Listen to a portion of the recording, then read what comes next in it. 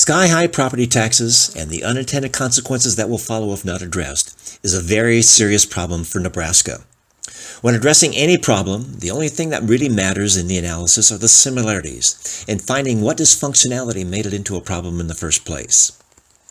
History and network news tells us all about the things that went wrong, which is about as helpful as using only your rear view mirror to drive a car and never looking at a road map. The sad part about history and news is that these terrible outcomes are predictable. But until they actually happen, no one wants to think about them. Until the horse is already out of the barn, then saying we should have closed the barn door.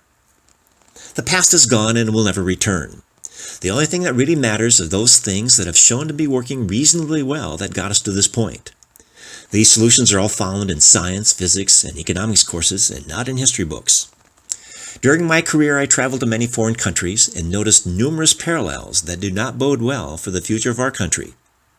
The history of the government in these countries repeatedly show examples where core values of fairness, truth, sustainability, and integrity were violated, resulting in dire consequences with unimaginable pain and suffering inflicted upon a large portion of the population.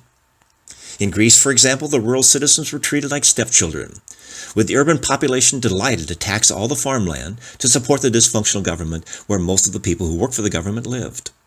The problem came to a head when the farmers were taxed so heavily that they could not make a viable living by farming. They all quit farming and moved to the city and worked for the government. The curse of inheriting the land was the kiss of death, as no one could afford to pay the taxes on the land.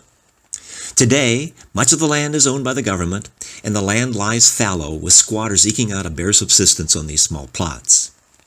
Now, 30 years later, these former farmers who now work for the government are retiring and they want their promised pension. But no one is paying their taxes. They all know the government is wasting their money and supporting it on pensions and lavish lifestyles. They conclude, why pay taxes and only get half of it back? So they say, don't pay any taxes and keep it all. The real hypocrisy is that the Greek government wants the EU to bail them out, with loans to pay these pensions. Greece also knows that the EU wants them more than they want to be in the European Union. If Greece was outside the EU, they can continue to print money, which is nearly worthless, to pay their pensions. That stopped when they joined. They can't print their way out of the problem any longer. The result is a Greek government that is broke. The only people who are working are in government and in tourism. They grow little of their own food, have few exports, and no one is making anything except souvenirs for the visitors. Tourism is all that Greece has, and it's a beautiful country to visit. Lucky for them.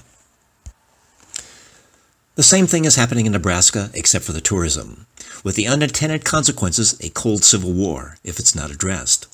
The property taxes are not fair or sustainable. Taxes are becoming the highest single expense item for anyone in the agricultural business. The difference is, we do not have tourism option like Greece does, nor is there enough government jobs for those who want to leave the farm.